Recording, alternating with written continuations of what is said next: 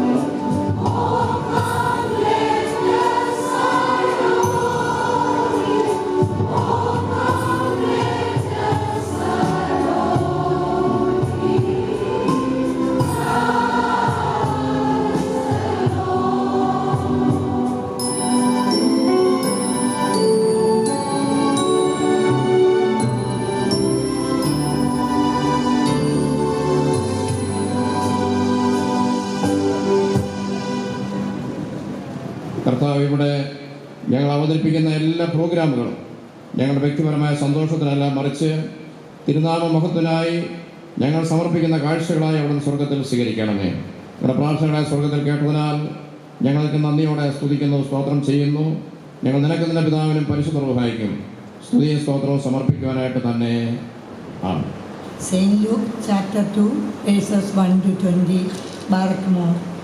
ആ കാലത്ത് ലോകമൊക്കെയും വേർപിരി ചാർത്തണമെന്ന് ഔഗുസ്തോസ് കൈസരുടെ ഒരു ആജ്ഞ പുറപ്പെട്ടു. കുറേന്യോസ് സുറിയനാട് വാഴുമ്പോൾ ഈ ഒന്നാമത്തെ ചാർത്തലുണ്ടായി. എല്ലാവരും ചാർത്തപ്പെടേണ്ടതിന് താൻ താൻ്റെ പട്ടണത്തിലേക്ക് യാത്രയായി. അങ്ങനെ യോസഫും ദാവീദിൻ്റെ ഗ്രഹത്തിലും കുലത്തിലുമുള്ളവനാകൊണ്ട് തനിക്ക് വിവാഹം നിശ്ചയിച്ചിരുന്ന മറിയ എന്ന ഗർഭിണിയായ ഭാര്യയോടുകൂടെ ചാർത്തപ്പെടേണ്ടതിന് ഗലീലയിലെ നസ്രത്ത് പട്ടണം വിട്ട് യഹൂദിയിൽ ബേത്ലഹേം എന്ന ദാവീദൻ പട്ടണത്തിലേക്ക് പോയി. അവർ അവിടെ ഇരിക്കുമ്പോൾ അവൾക്ക് പ്രസവത്തിനുള്ള കാലം തികഞ്ഞു. അവൾ ആദ്യജാതനായ മകനെ പ്രസവിച്ചു. ശീലകൾ ചുറ്റി വഴിയമ്പലത്തിൽ അവർക്ക് സ്ഥലമില്ലായകയാൽ പശുത്തൊട്ടിയിൽ കിടത്തി. അന്ന് ആ പ്രദേശത്ത് ഇടയന്മാർ രാത്രിയിൽ ആട്ടിൻകൂട്ടത്തെ കാവൽ കാത്ത് വെളിയിൽ പാർത്തിരുന്നു. അപ്പോൾ കർത്താവിൻ്റെ ഒരു ദൂതൻ അവരുടെ അരികെ നിന്നു. കർത്താവിൻ്റെ തേജസ് അവരെ ചുറ്റിമിന്നി. അവർ ഭയപരവശരായി തീർന്നു. ദൂതൻ അവരോട്, ഭയപ്പെടേണ്ട, സർവ്വജനത്തിനും ഉണ്ടാകാനുള്ള ഒരു മഹാസന്തോഷം ഞാൻ നിങ്ങളോട് സുവിശേഷിക്കുന്നു. കർത്താവായ ക്രിസ്തു എന്ന രക്ഷിതാവ് ഇന്ന് ദാവീദിൻ്റെ പട്ടണത്തിൽ നിങ്ങൾക്കായി ജനിച്ചിരിക്കുന്നു. നിങ്ങൾക്കടയാളമോ ശീലകൾ ചുറ്റി പശുത്തൊട്ടിയിൽ കിടക്കുന്ന ഒരു ശിശുവിനെ നിങ്ങൾ കാണുമെന്ന് പറഞ്ഞു. പെട്ടെന്ന് സ്വർഗീയ സൈന്യത്തിൻ്റെ ഒരു സംഘം ദൂതനോട് ചേർന്ന് ദൈവത്തെ പുകഴ്ത്തി.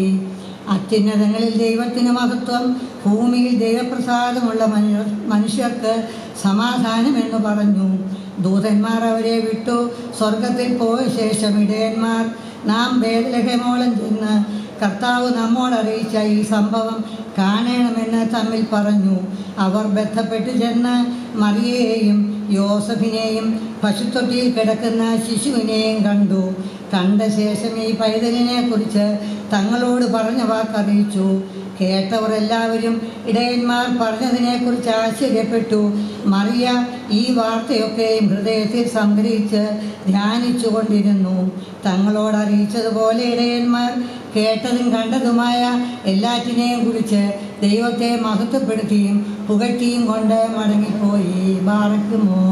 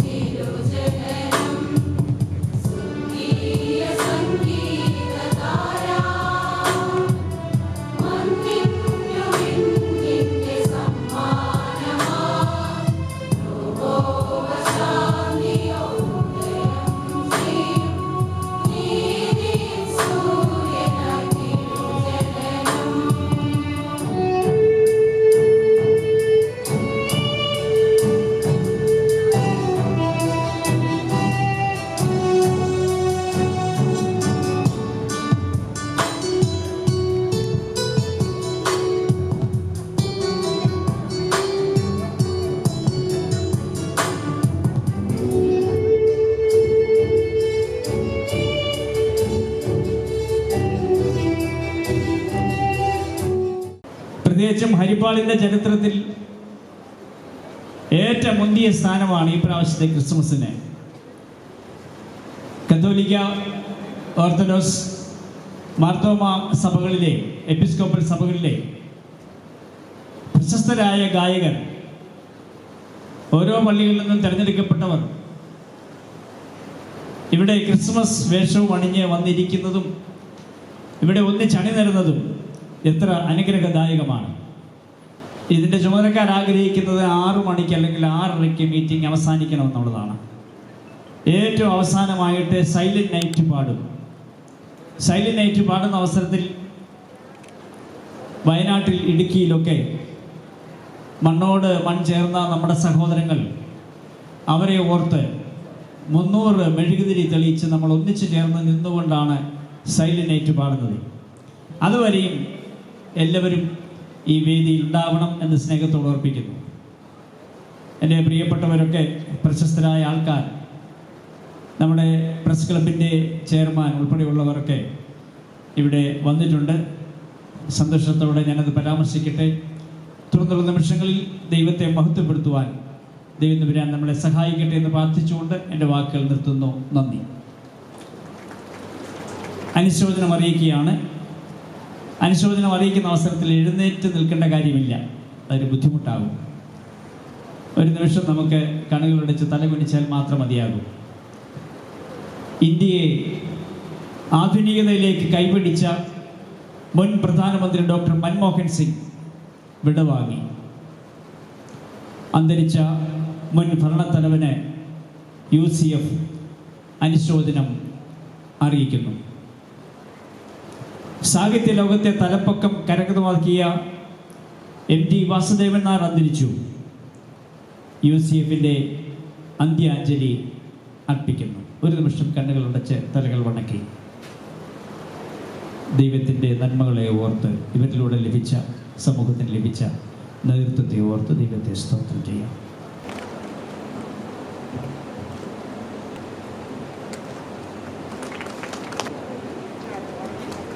ഞാൻ എന്താണ് പ്രസംഗിക്കേണ്ടതെന്ന് ഇങ്ങനെ ചിന്തിക്കുകയായിരുന്നു. ഇവിടെ എനിക്ക് കാണുവാൻ സാധിച്ച ഒരു ആത്മീക കൂട്ടായ്മ, എല്ലാവരും വളരെ ഉത്സാഹത്തോടെ, പ്രത്യേകിച്ച് അച്ഛന്മാരുടെ ആ ഒരു ഉത്സാഹം, ഈ ഗാനങ്ങൾ ആലപിച്ചവരുടെ ഉത്സാഹം, വളരെ നിറഞ്ഞ സന്തോഷത്തോടെ ഇവിടെ കൂടി വന്നിരിക്കുന്നു എന്ന് കാണുമ്പോൾ അതുതന്നെ ഒരു വലിയ മഹാസന്തോഷമാണ്. ഞാനിങ്ങനെയുള്ള പല വേദികളിൽ പോയിട്ടുണ്ട്. അവിടൊക്കെയും ഇത് കേവലം ഒരു ചടങ്ങായി മാറുന്ന ഒരനുഭവമാണ് എനിക്ക് കാണുവാൻ സാധിച്ചിട്ടുള്ളത്. എന്നാൽ ഇവിടെ ഒരു ചടങ്ങ് നിർവഹിക്കുന്നു എന്നതിലതീതമായി വളരെ വളരെ ഉത്സാഹത്തോടെ, എന്തൊരു സന്തോഷത്തോടെയാണ് നിങ്ങൾ എല്ലാവരും, നമ്മുടെ പ്രിയപ്പെട്ട അച്ഛന്മാരുൾപ്പെടെ ഇവിടെ എല്ലാവരും ആയിരിക്കുന്നത്. നിങ്ങളുടെ ഈ വലിയ സന്തോഷത്തിൽ ഞാനും പങ്കുചേരുന്നു എന്നാമുഖമായി ഓർപ്പിക്കട്ടെ. ഇവിടെ വേദഭാഗം വായിച്ചതുപോലെ എല്ലാവർക്കും മഹാസന്തോഷമായി ക്രിസ്തു നമുക്കായി 2000 വർഷങ്ങൾക്ക് അപ്പുറം അവതരിച്ചു. 2000 വർഷങ്ങൾക്ക് മുമ്പ് അവതരിച്ച ക്രിസ്തുവിൻ്റെ പ്രസക്തി ഇന്നെന്ത്? ക്രിസ്തുവിൻ്റെ പ്രവർത്തനങ്ങളോ ക്രിസ്തു വിഭാവനം ചെയ്ത ഒരു വലിയ ആധ്യാത്മികതയുടെ, സാമൂഹികതയുടെ, കൂട്ടായ്മയുടെ പാരസ്പര്യത ഇന്നുണ്ടോ എന്നുള്ളത് ചോദ്യമാണ്. അതുകൊണ്ട് പലപ്പോഴും എൻ്റെ മനസ്സിൽ തോന്നിയിട്ടുണ്ട്, ഈ ക്രിസ്തുമസിൻ്റെ പ്രസക്തി എന്താണ്? യേശു ക്രിസ്തു സകലർക്കുമായി എല്ലാവരുടെയും മഹാസന്തോഷമായി അവതരിച്ചു. ക്രിസ്തുമസ് എന്ന് പറയുമ്പോൾ അതിൻ്റെ ഒരു ചരിത്രത്തിലോട്ടോ ഒന്നും ഞാനിപ്പം പോകുവാൻ ആഗ്രഹിക്കുന്നില്ല. എല്ലാവർക്കും മഹാസന്തോഷമായി അവതരിച്ചു എന്ന് പറയുമ്പോൾ അത് ജാതി, മത, വർഗ, വർണ്ണ, ലിംഗവ്യത്യാസമില്ലാതെ എല്ലാവർക്കുമായി താൻ അവതരിച്ചു. സുവിശേഷ പുസ്തകങ്ങളിൽ വിശുദ്ധ മത്തായിയുടെയും വിശുദ്ധ ലൂക്കോസിൻ്റെയും സുവിശേഷത്തിലാണ് കർത്താവിൻ്റെ വംശാവലി കൊടുത്തിട്ടുള്ളത്. ഇംഗ്ലീഷിൽ ജീനിയോളജി എന്ന് പറയും. പലപ്പോഴും നമ്മുടെ ആളുകളൊക്കെ ചിന്തിച്ചിട്ടുണ്ട്, എന്തിനാണ് ഈ സുവിശേഷ പുസ്തകങ്ങൾ 4 പുസ്തകങ്ങളിൽ ഈ 2-ൽ എന്തിന് കർത്താവിൻ്റെ വംശാവലി നൽകിയിരിക്കുന്നു?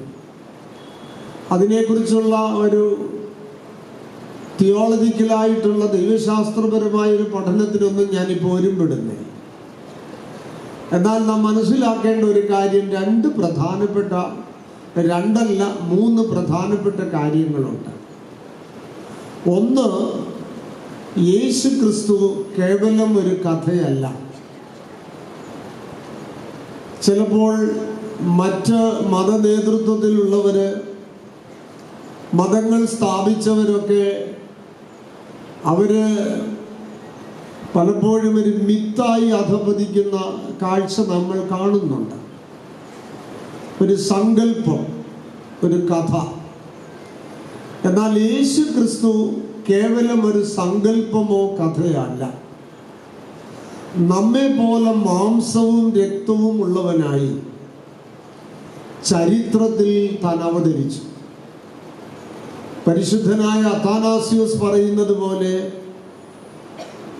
മനുഷ്യമക്കളെ ദൈവമക്കളാക്കുവാൻ ദൈവപുത്രൻ മനുഷ്യപുത്രനായി തീർന്നു. ആ ഒരു പ്രസ്താവനയ്ക്കകത്ത് ഒരുപാട് ആഴമുണ്ട്. അതുകൊണ്ട് സുവിശേഷകന്മാർ ഈ വംശാവലി ആദ്യം കൊടുത്തിട്ടുള്ളത്, ഒന്നാമത് അവർ വിഭാവനം ചെയ്തത്, യേശു ക്രിസ്തു കേവലം ഒരു കഥയോ സങ്കല്പമോ അല്ല, മറിച്ച് നമ്മുടെ എല്ലാ മാനുഷിക ബലഹീനതകളും പേറിക്കൊണ്ട് പാപമൊഴികെ എല്ലാ മാനുഷികമായ പരിമിതികളും ഉൾക്കൊണ്ടുകൊണ്ട് താൻ നമ്മിൽ ഒരാളെ പോലെ ആയി. അതുകൊണ്ട് യേശുക്രിസ്തു ചരിത്രത്തിൽ വന്ന ദൈവപുത്രനാണ് എന്നുള്ളത് അവതരിപ്പിക്കുവാനാണ് സുവിശേഷകന്മാർ ഈ ജീനിയോളജി കൊടുത്തിട്ടുള്ളത്. ആ ജീനിയോളജി പരിശോധിക്കുമ്പോൾ മറ്റൊരു വലിയ കാര്യം, കൂട്ടായ്മയുടെ അനുഭവം അവിടെ കാണുവാൻ സാധിക്കും. ആ കർത്താവിൻ്റെ വംശാവലിയിൽ എല്ലാ വിധത്തിലുള്ള ആളുകളുണ്ട്. പണ്ഡിതന്മാരുണ്ട്, പാമരന്മാരുണ്ട്, ധനികരുണ്ട്, ദരിദ്രരുണ്ട്, പല ഭൂവിഭാഗങ്ങളിൽ നിന്നുള്ളവരുണ്ട്, പല പാരമ്പര്യങ്ങളിലുള്ളവരുണ്ട്.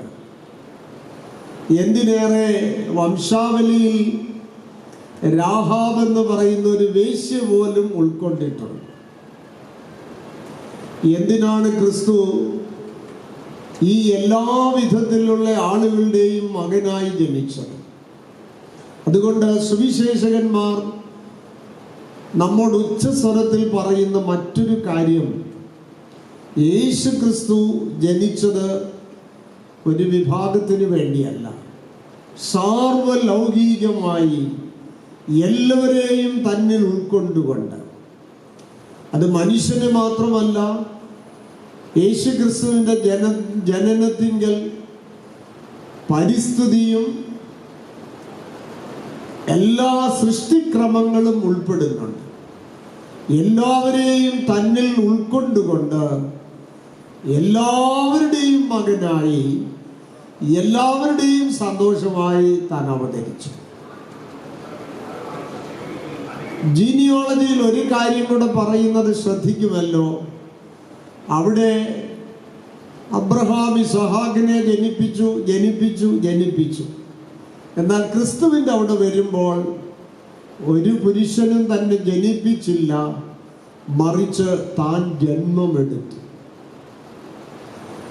ഞാനിത് ആമുഖമായി ഒന്ന് ഓർപ്പിച്ച് മാത്രമേ ഉള്ളൂ. അതുകൊണ്ട് എനിക്കിവിടെ നിങ്ങളുടെ ഈ കൂട്ടായ്മയുടെ ശക്തി കണ്ടപ്പോൾ എനിക്ക് വലിയ സന്തോഷം തോന്നി. ഈ കൂട്ടായ്മയുടെ ശക്തി ആ ക്രിസ്തുമസിൻ്റെ വലിയ സന്ദേശം ഉൾക്കൊണ്ടുന്നുണ്ട്. അവിടെ സഭകളുടെ വ്യത്യാസമോ മറ്റൊരു വ്യതിയാനമോ അവിടെയില്ല. എല്ലാവരും ഏക മനസ്സോടെ ഒരുമിച്ച് ഈ ക്രിസ്തുവിൻ്റെ ജനനം, ആ സന്തോഷം പങ്കിടുകയാണ്. ഇത് നമ്മുടെ ജീവിതത്തിൽ ഉണ്ടാവണം. ഹരിപ്പാട് പ്രദേശത്തിന് ഈ കൂട്ടായ്മ വലിയൊരു ശക്തിയായി നമ്മുടെ വളർന്നു വരുന്ന തലമുറയ്ക്ക് ഇതൊരു ഉത്തേജനമായി തീരണം എന്ന് ഞാൻ ഓർപ്പിക്കട്ടെ. ഞാൻ പറഞ്ഞല്ലോ, ക്രിസ്തുമസിന് എന്താണ് പ്രസക്തി എന്ന് ചോദിക്കുമ്പോൾ ഒരളവിൽ പറഞ്ഞാൽ പല വിധത്തിലുള്ള ആളുകൾക്ക് ക്രിസ്തുമസ് അവരെ സംബന്ധിച്ചിടത്തോളം അവരുടെ സ്വാർത്ഥതയോ നേട്ടത്തിൻ്റെയോ ഒരു കൊയ്ത്തുകാലമാണ്. ബിസിനസ്സുകാർക്ക് നല്ല ബിസിനസ്സിൻ്റെ കാലം, രാഷ്ട്രീയക്കാർക്ക് ഒരുപക്ഷെ വോട്ടേഴ്സിന് എന്തെങ്കിലും സമ്മാനമോ കാർഡോ ഒക്കെ അയച്ച് അവരുടെ വോട്ടേഴ്സിൻ്റെ വോട്ട് ഉറപ്പിക്കുവാനുള്ളൊരു അവസരം. നമ്മുടെ ചെറുപ്പക്കാരെ സംബന്ധിച്ചിടത്തോളം, ഞാൻ ഈ ഹരിപ്പാടുകാരെ അല്ല പറയുന്നത്, പല ദേശത്ത് കാണുന്നവരാണ്, അടിച്ച് പൊളിക്കാനുള്ള ഒരു കാര്യം. കൊല്ലത്ത് എൻ്റെ ഭദ്രാസന ആസ്ഥാനത്ത് ഞാൻ സന്ധ്യാനമസ്കാരമൊക്കെ കഴിഞ്ഞ് ഒന്ന് നടക്കാൻ ആ ക്യാമ്പസിൽ ഇറങ്ങും. അപ്പോൾ ഈ ക്രിസ്മസിൻ്റെ തലേ ദിവസം ഒരുപാട് ചെറുപ്പക്കാർ, ഏത് വിഭാഗത്തിലൊക്കെ പെട്ടാന്നൊന്നും എനിക്കറിയാൻ വയ്യ, മതോന്മത്തരായി റോഡിൽ ബഹളവും വെച്ച് ഡാൻസ് ചെയ്യുക. ഞാനന്നേരം ചിന്തിച്ചു പോയി, ഇതാണോ ക്രിസ്തുമസ് എന്ന് ചിന്തിച്ചു. അപ്പം അതുകൊണ്ടാണ് ഞാൻ പറഞ്ഞത്, ഇന്നത്തെ തലമുറയിൽപ്പെട്ട നമ്മുടെ ചില വിഭാഗത്തിൽപ്പെട്ടവർക്ക് മതോന്മത്തരായി അടിച്ചു പൊളിക്കാനുള്ളൊരു സമയം. ഞാൻ ഹരിപ്പാടല്ല പറയുന്നത്, പൊതുവെ പറയുകയാണ്. നമ്മുടെ അച്ചായന്മാർക്ക് കുപ്പി പൊട്ടിക്കാനുള്ള ഒരവസരം. എന്തെങ്കിലും കണ്ടാൽ ആഘോഷിക്കാൻ നോക്കിയിരിക്കുന്ന നമ്മുടെ അച്ചായന്മാരും അച്ചായത്തിമാരും, മോശമല്ല, ഇപ്പം അച്ചായത്തിമാരും ഉണ്ട്. രണ്ടുപേർക്കും ഒന്ന് കുപ്പി പൊട്ടിച്ച് ആഘോഷിക്കാനുള്ളൊരവസരം. ഇങ്ങനൊക്കെ ആ പട്ടിക നീണ്ടുപോവുകയാണ്. യഥാർത്ഥത്തിൽ ക്രിസ്തുമസ് നമ്മെ സംബന്ധിച്ചിടത്തോളം ഒരു ക്രിസ്ത്യാനി എന്ന നിലയിൽ, ഒരു ദൈവമകൻ മകൾ എന്നുള്ള നിലയിൽ, what is Christmas for me? അത് ഈ കൂട്ടായ്മയിൽ നമ്മളൊന്ന് ചിന്തിക്കുന്നത് നല്ലതായിരിക്കും. ഞാനതിന് ആൻസറൊന്നും ഞാൻ പറയാൻ ഉദ്ദേശിക്കുന്നില്ല. So what is Christmas for me? Please think on it. പ്രിയപ്പെട്ടവരെ, ക്രിസ്തുമസ് വിഭാവനം ചെയ്യുന്നത് ബഹുമാനപ്പെട്ട വർഗീസ് ലാലച്ചൻ പറഞ്ഞതുപോലെ പാരസ്പര്യതയുടെ ഒരു വലിയ അനുഭവമാണ്. സ്വർഗം ഭൂമിയുമായി പങ്കിട്ടു, ദൈവം മനുഷ്യനുമായി പങ്കിട്ടു, പ്രകൃതി പരസ്പരം പങ്കിടുന്ന അനുഭവം.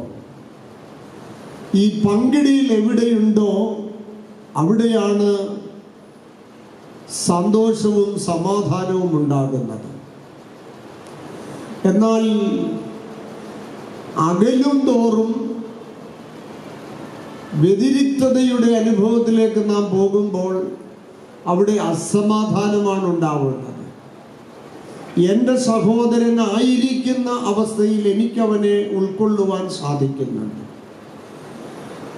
ഓർത്തഡോക്സ് സഭയുടെ അംഗമാണെങ്കിലും മർത്തോമാ സഭയിലെ ഒരു സഹോദരനെ എൻ്റെ സഹോദരൻ്റെ രീതിയിൽ എനിക്ക് അംഗീകരിക്കുവാൻ സാധിക്കണം. ഏത് തലത്തിൽപ്പെട്ടവരെയാണെങ്കിലും അവരവരായിരിക്കുന്നത് പോലെ നമുക്ക് ഉൾക്കൊള്ളുവാൻ സാധിക്കണം.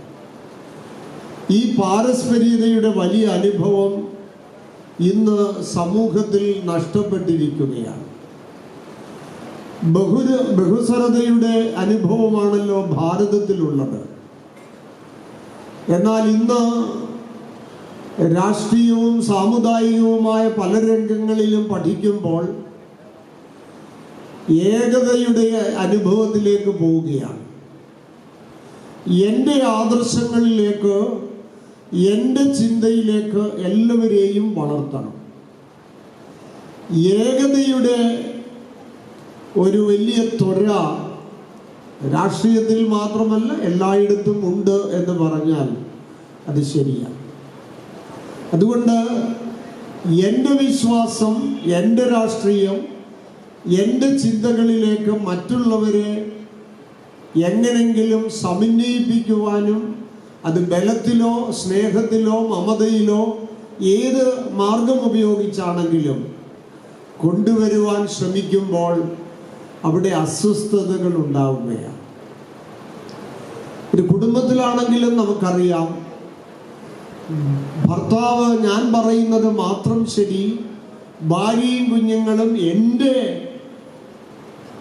ചിന്തകളിലേക്ക് വരണം, ഞാൻ പറയുന്നത് മാത്രം കേൾക്കുന്ന ഒരു ഏകതയുടെ അനുഭവത്തിലേക്ക് വരുമ്പോൾ അസ്വസ്ഥത ഉടലെടുക്കും.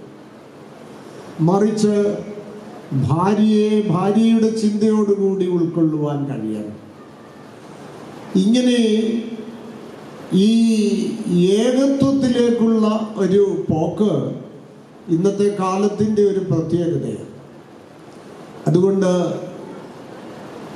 ബഹുസ്വരത അത് രാഷ്ട്രീയത്തിലുണ്ടാവണം, സാമൂഹികമായ തലങ്ങളിലുണ്ടാവണം, സഭയിലുണ്ടാവണം, കുടുംബങ്ങളിലുണ്ടാവണം. അപ്പോഴാണ് അവിടെ സമാധാനം ഉണ്ടാവുന്നത്.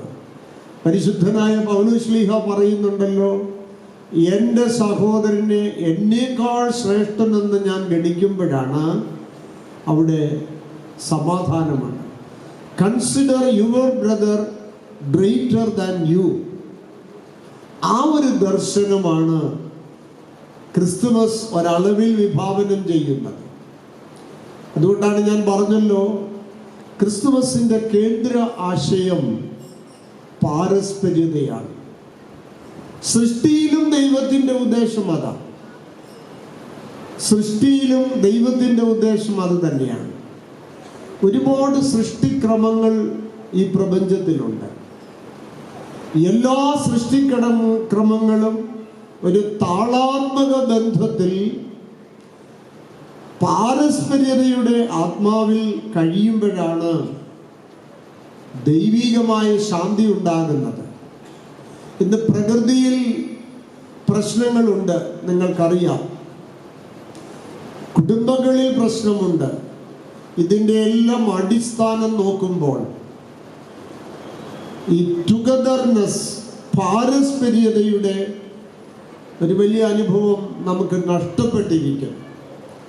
അതുകൊണ്ട് ബലഹീനായ എനിക്ക് നിങ്ങളുടെ സ്നേഹത്തോട് പങ്കുവയ്ക്കുവാനുള്ള ഒരാശയം, ക്രിസ്തുമസ് നമ്മിലേക്ക് ശക്തമായി പ്രചോദിപ്പിക്കുന്ന ഒരാശയം പാരസ്പര്യതയാണ്, togetherness.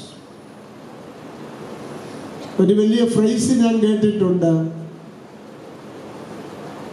when you are alienating from the society, സമൂഹത്തിൽ നിന്ന് നീ നിന്നിലേക്ക് ചുരുങ്ങുമ്പോൾ the sociological crisis arise. When you are alienating from your brother, the family problems arise, family crisis. When you are alienating from yourself, നിങ്ങളിൽ നിന്ന് തന്നെ, നിങ്ങളുടെ സ്വത്വബോധത്തിൽ നിന്ന് തന്നെ നിങ്ങൾ ഉൾവലിയുകയും നിങ്ങളുടെ സ്വാർത്ഥതയുടെ ഒരു ഭാവത്തിലേക്ക് നിങ്ങൾ പോവുകയും ചെയ്യുമ്പോൾ, അതാ ഞാൻ പറഞ്ഞത്, when you are alienating from yourself, the psychological problems arise. When you are alienating from the nature, the environmental problems arise. When you are alienating from God, ദൈവത്തിൽ നിന്ന് നിങ്ങൾ അന്യവൽക്കരിക്കപ്പെടുമ്പോൾ, നിങ്ങളിലേക്ക് തന്നെ ചുരുങ്ങുമ്പോൾ, all sorts of problems arise. അതുകൊണ്ട് ഞാൻ ഒരുപാട് വിശദീകരിക്കുന്നില്ല. എനിക്ക് അനുവദിച്ച് തന്നിട്ടുള്ള സമയം ഒരു 10-15 മിനിറ്റ് എന്നാണ് എന്നോട് പറഞ്ഞത്. അതുകൊണ്ട് നമുക്ക് ഒരു പാരസ്പര്യതയുടെ ആത്മാവിനെ ഉൾക്കൊള്ളുവാൻ ഈ ക്രിസ്മസ് ആഘോഷം നമ്മുടെ കൂട്ടായ്മ ഉതകട്ടെ എന്ന് ഞാൻ ആശംസിക്കുന്നു, പ്രാർത്ഥിക്കുന്നു. മറ്റൊരു സന്ദേശം നിങ്ങളുമായി ഞാൻ പങ്കുവയ്ക്കുവാൻ ആഗ്രഹിക്കുന്നത്, ഇന്നത്തെ ലോകം, നമ്മൾ ലോകത്തിലേക്ക് നോക്കുമ്പോൾ തിന്മയുടെ ഒരു സാംസ്കാരികരണമാണ് കാണുന്നത്. The culturalisation of evils. രാവിലെ പ്രാർത്ഥനയും നമസ്കാരവും ഒക്കെ കഴിഞ്ഞ് പത്രം എടുത്ത് നോക്കിയാൽ മിക്കവാറും ദിവസം അന്നത്തെ ദിവസം പോക്കാം. So we are getting negative energy through evil, തിന്മകളുടെ വാർത്തകൾ മാത്രമാണ്. യാതൊരു മനുഷ്യത്വമില്ലാത്ത കൊലപാതകം, വഞ്ചന എന്ന് വേണ്ട, അങ്ങോട്ട് തുടങ്ങി ഇപ്പോഴത്തെ കാര്യങ്ങളൊക്കെ സമൂഹ മാധ്യമങ്ങളിൽ നമുക്കറിയാം. ഞാൻ അതൊന്നും എടുത്തു പറയേണ്ട കാര്യമില്ലല്ലോ. പ്രിയപ്പെട്ടവരെ, തിന്മകളുടെ സാംസ്കാരികരണം, this is the trend of our present society. പണ്ട് തിന്മകളെല്ലാം ഉണ്ടായിരുന്നില്ലെന്നൊന്നും ഞാൻ പറയുന്നില്ല. നമ്മുടെയൊക്കെ പൂർവികരുടെ കാലത്തും നമ്മുടെ ചെറുപ്പകാലത്തും ഒക്കെ തിന്മകൾ ഉണ്ടായിരുന്നു. മദ്യപാനം, മയക്കുമരുന്ന്, സെക്സിൻ്റെ ദുരുപയോഗം, സെക്സ് അരാജകത്വം, കൊലപാതകങ്ങളൊക്കെ അന്നും പൂർവികരുടെ കാലത്തും ഉണ്ടായിരുന്നു. പക്ഷേ ഇന്നും അന്നുമുള്ളൊരു വ്യത്യാസം, അന്ന് സമൂഹത്തിൽ തിന്മകൾ ഒറ്റപ്പെട്ട സംഭവങ്ങളായിരുന്നു. ഇപ്പൊ അരിപ്പാട് എടുത്തു കഴിഞ്ഞാൽ അന്ന് കള്ളുകുടിയന്മാരെന്ന് ലേബൽ ചെയ്തിട്ടുള്ള കുറച്ച് പേരുണ്ട്, അവരെ എല്ലാവർക്കും അറിയാം. ഇന്നതല്ല. That becomes day to day life. തിന്മയുടെ സാംസ്കാരികരണം അത് നല്ല അളവിൽ നമ്മുടെ ക്രിസ്ത്യാനികൾ, ഏലിയാമ്മയും മത്തായിയും ഒക്കെ ഉണ്ട്. ഏത് കേസെടുത്ത് നോക്കിയാലും ഉണ്ട്. പണ്ട് കാലത്ത് ഈ ക്രിമിനൽ ആക്ടിവിറ്റി പുരുഷന്മാരുടെ കുത്തകയായിരുന്നു. ഇന്ന് നമ്മുടെ സഹോദരിമാര്, സ്ത്രീകൾ പുരുഷന്മാരിൽ ആ കുത്തക പിടിച്ചെടുത്തിട്ടുണ്ട്. ഏത് ക്രിമിനൽ ആക്ടിവിറ്റീസിൻ്റെയും മധ്യത്തിൽ ഒരു സ്ത്രീ ഉണ്ട് എന്നുള്ളത് കറക്റ്റാണല്ലോ. നമ്മൾ എങ്ങോട്ടാണ് പോകുന്നത്? അടുത്ത തലമുറ, അടുത്ത കുഞ്ഞുങ്ങളുടെ തലമുറ എങ്ങനെയിരിക്കും? പണ്ട് കാലത്ത് പുരുഷന്മാരിച്ചിര കലാപരിപാടികളൊക്കെ അന്നും ഇന്നും ഉണ്ട്. എന്നാലും സ്ത്രീകൾ, നസ്രാണി മംഗമാർ ഭവനങ്ങളിൽ ഇരുന്ന് കുഞ്ഞുങ്ങളെ വളർത്തി കണ്ണുനീരോടെ പ്രാർത്ഥിക്കുന്ന അമ്മമാരെ നമുക്കുണ്ടായിരുന്നു. അതാണ് ഇന്ന് കുറച്ചെങ്കിലും നമ്മളൊക്കെ ഇവിടെ ഉള്ളത്. ഇന്ന് സമൂഹത്തിൽ ദാറ്റ് ബിക്കംസ് എ ട്രെൻഡ്. ഞാൻ അതിനെക്കുറിച്ച് കൂടുതൽ പറഞ്ഞു സമയം കളയുന്നില്ല. അതുകൊണ്ട് നമുക്കൊന്ന് ചിന്തിക്കാം. ഈ തിന്മയുടെ സാംസ്കാരീകരണത്തിനെതിരെയുള്ള എതിരായിട്ടുള്ള ഒരു സംസ്കാരം നമുക്ക് രൂപപ്പെടുത്തുവാൻ സാധിക്കുമോ? പണ്ട് ഒറ്റപ്പെട്ട സംഭവങ്ങൾ ഇന്ന് നമ്മുടെ സംസ്കാരത്തിൻ്റെ തന്നെ ഭാഗമായിരിക്കുന്നു. ഞാൻ പറയുന്നത് എൻ്റെ സഹോദരിമാരൊന്നും തെറ്റിദ്ധരിക്കരുത്. പണ്ട് കാലത്ത് ജീൻസൊക്കെ ധരിച്ച്, ജീൻസ് തെറ്റാണെന്നൊന്നും ഞാൻ പറയുന്നില്ല, ഒരു വല്ലാത്ത വേഷമൊക്കെ ധരിച്ച്, ഞാൻ ആ വേഷത്തിൻ്റെ പേരും ഒന്നും പറയുന്നില്ല, ധരിച്ച് ദേവാലയങ്ങളിൽ വിശുദ്ധ കുർബാനയ്ക്ക് വരുന്നത് ഒരു 19 വർഷത്തിന് മുമ്പ് ഇമാജിൻ ചെയ്യാൻ നമുക്ക് പറ്റുമോ? അത് സ്ത്രീകൾ മാത്രമല്ല, പുരുഷന്മാരും അങ്ങനെയുള്ള ലെവലിലേക്കൊക്കെ വരുന്നുണ്ട്. അതാ ഞാൻ പറഞ്ഞത്, നമ്മുടെ നസ്രാണി ആധ്യാത്മികതയുടെ, ആരാധനയുടെ ഒരു സംസ്കാരം നമുക്കുണ്ടായിരുന്നു. ആ സംസ്കാരമാണ് നമ്മളെ പിടിച്ചു നിർത്തിയത്. ഇന്നും നമ്മളെ ഈ സമൂഹത്തിൽ ക്രൈസ്തവർ എന്ന് പറഞ്ഞ് നമ്മെ പിടിച്ചു നിർത്തുന്നത് നമ്മുടെ ആ സംസ്കാരമായിരുന്നു. ഇന്ന് ആ സംസ്കാരം ചോദ്യം ചെയ്യപ്പെടുകയാണ്.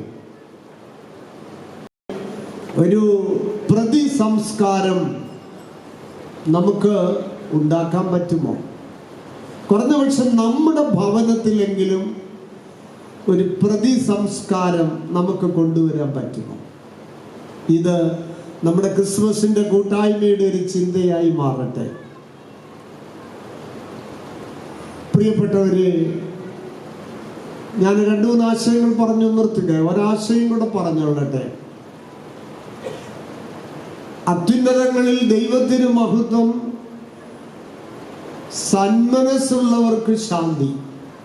മാലാഖമാരുടെ ഗീതമാണല്ലോ, മാലാഖമാരുടെ കൊയറാണ്. ഇവിടെ മാലാഖ കുഞ്ഞുങ്ങൾ 150 പേര് നിന്ന് പാടിയതുപോലെ തന്നെ അന്ന് ഓയാറിൽ വായുവിൽ നിന്ന് മാലാഖമാര് പാടി. അതാണല്ലോ ആദ്യത്തെ ക്രിസ്മസ് കൊയർ. അത്യുന്നതങ്ങളിൽ ദൈവത്തിന് മഹത്വം, ഭൂമിയിൽ ദൈവപ്രസാദമുള്ളവർക്കെന്ന് പറയുന്നുണ്ട്, സന്മനസ്സുള്ളവർക്ക് ശാന്തി. ഞാൻ ആ മാലാഖമാരുടെ കൊയറ് ഇപ്പോഴും നമ്മൾ പാടുന്നുണ്ട്. നമ്മുടെ പല ക്രിസ്മസ് കരോളും ഞാൻ ചിലതൊക്കെ കണ്ടു. അപ്പം എനിക്ക് തോന്നിയത് നമ്മുടെ അച്ചായന്മാരിപ്പോഴും മാലാഖമാരെ അനുകരിക്കുന്നുണ്ട്.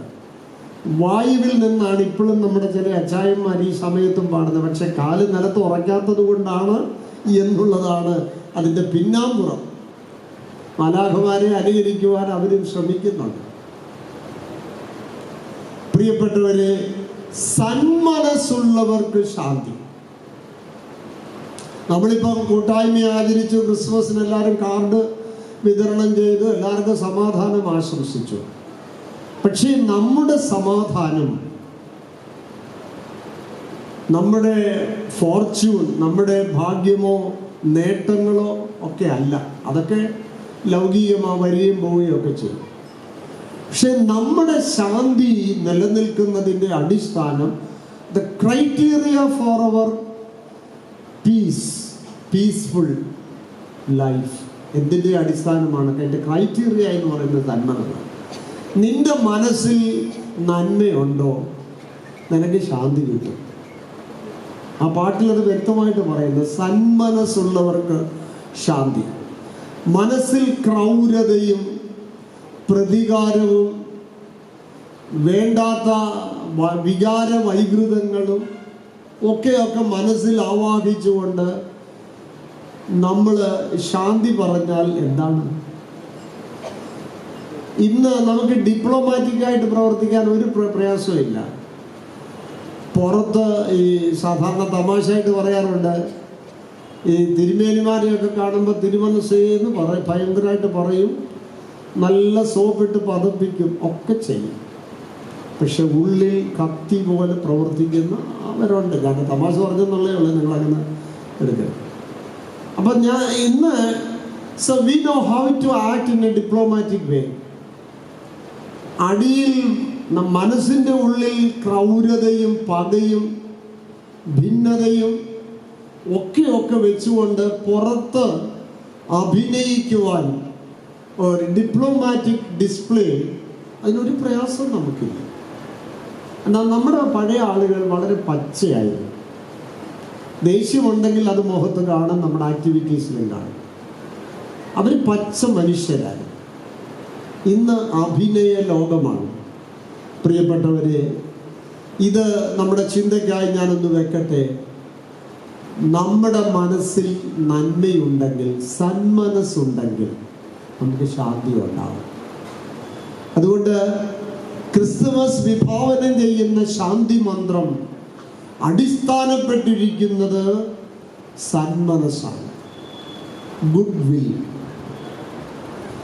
നമ്മുടെ ഡോക്ടർ മൻമോഹൻ സിംഗ്, അദ്ദേഹത്തെക്കുറിച്ച് മോശമായിട്ട് ആരും പറഞ്ഞ് ഞാൻ കേട്ടിട്ടില്ല. ഇപ്പോൾ അദ്ദേഹം നിര്യാതനായി. നല്ല ഗുഡ് വില്ലുള്ളൊരു മനുഷ്യനായി, മനസ്സിൽ നന്മ.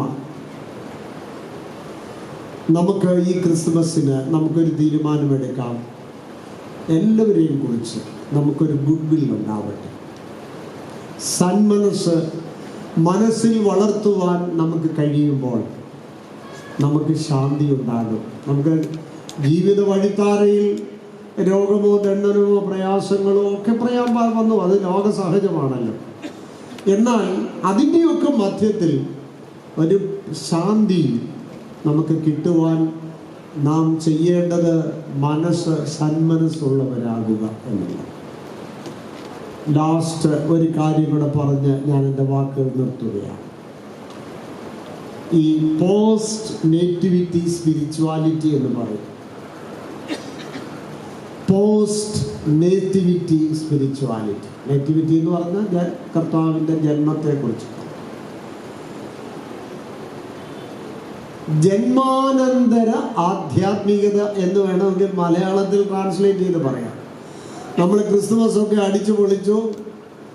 ഞങ്ങളുടെ ഓർത്തഡോക്സ് ട്രഡീഷൻ അനുസരിച്ച് തീജ്വാലയുടെ ശുശ്രൂഷ, അന്ധകാരത്തിലും മരണനിഴലിലും പാർക്കുന്നവർക്ക് പ്രകാശമായി ക്രിസ്തു അവതരിച്ചു എന്നതിൻ്റെ പ്രതീകാത്മകമായ ആവിഷ്കാരമാണ് തീജ്വാലയുടെ ശുശ്രൂഷ. എല്ലാം ചെയ്തു, എല്ലാം കഴിഞ്ഞു, ക്രിസ്മസും കഴിഞ്ഞു. എന്തെങ്കിലും വ്യത്യാസം നമുക്കുണ്ടോ? എനിക്ക് തോന്നുന്നില്ല. നിന്റെ ഉള്ളിൽ ലഭിച്ച ഉണ്ണിയേശുവിനെ വളർത്തുവാൻ നീ ശ്രമിക്കുക. അതാണ് പോസ്റ്റ് നേറ്റിവിറ്റി സ്പിരിച്വാലിറ്റി. നമുക്ക് ഈ ക്രിസ്മസ് കാലയളവിൽ ലഭിച്ച ആ ക്രിസ്തുമസ് സന്ദേശങ്ങൾ, ചുരുക്കത്തിൽ ഉണ്ണിയേശുവിനെ എൻ്റെ ഉള്ളിൽ വളർത്തുവാൻ എനിക്ക് സാധിക്കുമോ? സാധാരണ രീതിയിൽ വിവാഹം കഴിച്ച് കപ്പിൾസ് ആകുന്ന ആദ്യത്തെ ഒരു പീരീഡ് ഉണ്ടല്ലോ, കുഞ്ഞാകുന്നത് വരെയുള്ള പീരീഡ്. ആ സമയത്ത് എല്ലാ കപ്പിൾസും ഒരുപാട് അടിച്ചുപൊളി, ഒരുപാട് പരിപാടികളും ഒക്കെ ഉണ്ട്. പക്ഷെ ഒരു കുഞ്ഞായി കഴിയുമ്പോൾ അവർ വളരെ സൂക്ഷിക്കും. കാരണം ആ കുഞ്ഞിൻ്റെ വളർച്ചയ്ക്ക് വേണ്ടി അവർ അവരുടെ ലൈഫ് സ്റ്റൈല് തന്നെ അല്പം മാറ്റും. കാരണം പഴയ പോലുള്ളൊരു ലൈഫ് സ്റ്റൈലിൽ പോയാൽ തങ്ങളുടെ കുഞ്ഞിനെ വളർത്തുവാനും കുഞ്ഞിനെ നല്ല സ്വഭാവത്തിൽ നന്മയിൽ വളർത്തുവാനും സാധ്യമല്ല. അതുകൊണ്ട് ഒരു കുഞ്ഞായി കഴിയുമ്പോൾ പേരൻസിൻ്റെ ലൈഫ് സ്റ്റൈലിൽ തന്നെ വ്യത്യാസം വരിക. ഇത് ക്രിസ്തുമസിനും ഒരുപാട് പ്രസക്തമാണ്. പ്രിയപ്പെട്ടവരെ, ഈ ക്രിസ്മസ് കാലയളവിൽ, ഇതിനു മുമ്പുള്ള കാലയളവിൽ നമുക്ക് ലഭിച്ച ഉണ്ണി യേശുവിനെ, സന്ദേശമായി നമുക്ക് ലഭിച്ച ദൈവിക ചിന്തകളെ നമ്മുടെ ഉള്ളിൽ വളർത്തുകയാണോ? ഹേരോദാവിനെ പോലെ ആ കുഞ്ഞിനെ കൊല്ലുവാൻ ശ്രമിക്കുകയാണ്? ഇത് നമ്മുടെ മുമ്പിൽ ഒരു ചോദ്യചിഹ്നമാവട്ടെ. ഹേരോദാവിനെ പോലെ നമ്മിലുള്ള ആ ദൈവിക സ്വത്വത്തെ, ഉണ്ണിയേശുവിനെ, ക്രിസ്തീയമായ നന്മയുടെ ചിന്തകളെ ഹിംസിക്കുവാനല്ല, മാതാവിനെ പോലെ, ജോസഫിനെ പോലെ ഉണ്ണിയേശുവിൻ്റെ ജീവന് തന്നെ ഭീഷണി നേരിട്ടപ്പോൾ എത്ര പ്രയാസത്തോടെയാണ് കുഞ്ഞിനെ കൊണ്ട് മിസ്രൈമിലേക്ക് ഓടിപ്പോകുന്നത്. അർക്കലോസിൽ നിന്ന് രക്ഷപ്പെടാൻ വേണ്ടി നസ്രയത്തിൽ വന്ന് താമസിക്കുന്നത്. അപ്പം പ്രതികൂലങ്ങളുടെ നടുവിൽ ദൈവപുത്രനെ സംരക്ഷിച്ച് വളർത്തിയ ജോസഫ് പിതാവാകുവാനോ ദൈവമാതാവിനെ പോലെ ആകുവാനോ നമുക്ക് ശ്രമിക്കാം. ഹേരോദാവിനെ പോലെ നമ്മിലുള്ള ദൈവിക സാന്നിധ്യത്തെ, ഉണ്ണിയേശുവിൻ്റെ കൃപകളെ ധ്വംസിക്കുവാനും കൊല ചെയ്യുവാനും നമുക്കൊരിക്കലും ചെയ്യാതെ ഇരിക്കുവാനും, നമ്മുടെ ഉള്ളിലുള്ള ആ ദൈവകൃപയെ, ഉണ്ണിയേശുവിൻ്റെ സാന്നിധ്യത്തെ വളർത്തുവാനും ശ്രമിക്കുക. ഞാൻ വാക്കുകൾ ഉപസംഹരിക്കുന്നു. ബലഹീനായ എന്നെ ഈ മഹാവേദിയിലേക്ക് നിങ്ങളിൽ ഒരാളായി വിളിച്ചതിനും ക്ഷണിച്ചതിനും എല്ലാം സന്തോഷം അറിയിക്കുന്നു. തീർച്ചയായിട്ടും സമാധാനമുള്ള ഒരു 2025 ദൈവം നമുക്ക് തരട്ടെ. നമുക്കൊരുമിച്ച് പാരസ്പര്യതയുടെ ആത്മാവിൽ വീണ്ടും നമുക്ക് ഈ പ്രദേശത്ത് സാക്ഷികളായി ജീവിക്കാം. ദൈവം ഏവരെയും വാഴ്ത്തി അനുഗ്രഹിക്കട്ടെ എന്ന് പ്രാർത്ഥിച്ചുകൊണ്ട് ഞാൻ എൻ്റെ വാക്കുകൾ ഇവിടെ ഉപസംഹരിക്കുന്നു. ദൈവം നമ്മെ അനുഗ്രഹിക്കട്ടെ.